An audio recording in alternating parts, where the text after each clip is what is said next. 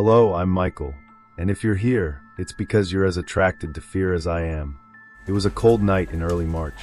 This happened a few years ago. He had just gotten home from work. I was working late that night, so it was almost midnight when I walked in the door. I was beyond exhausted. I wanted nothing more than to open a cold beer and put my feet up on the couch.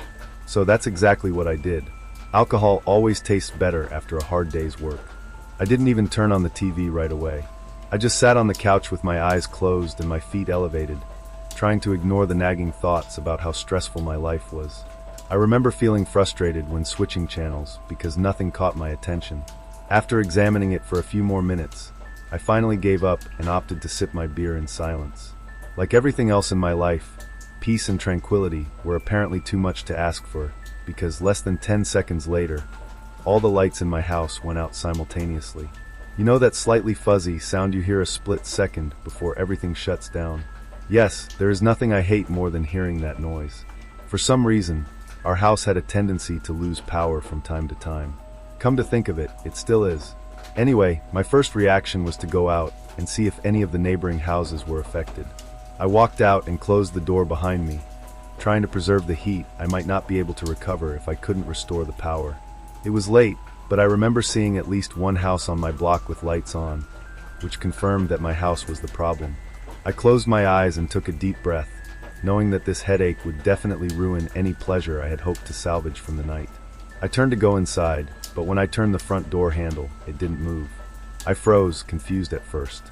I tried the handle a few more times, but it was definitely locked. What the hell was going on? I knocked on the door and called my wife, thinking that maybe she had woken up without me noticing.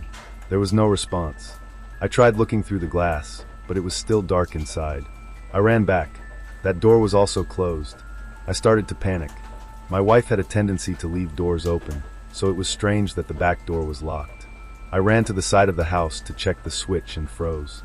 My hose, which I knew for sure was coiled, was in the grass, right under the breaker box. Realization hit me like a freight train.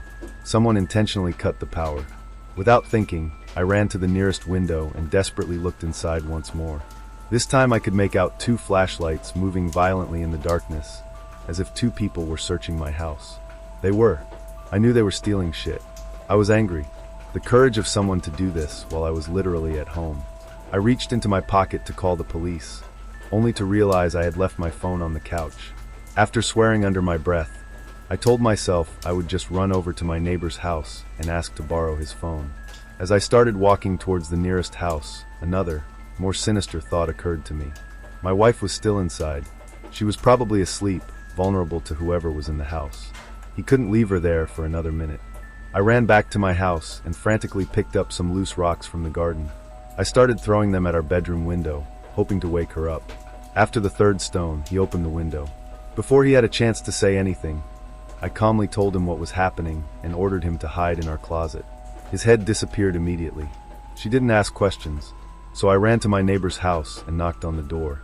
I explained what was happening as quickly as possible and used his phone to call the police. I waited on the porch, praying that my wife would be okay. The police finally arrived, and I ran to one of the cars, explaining the situation as best I could. They broke into the house, but it was too late.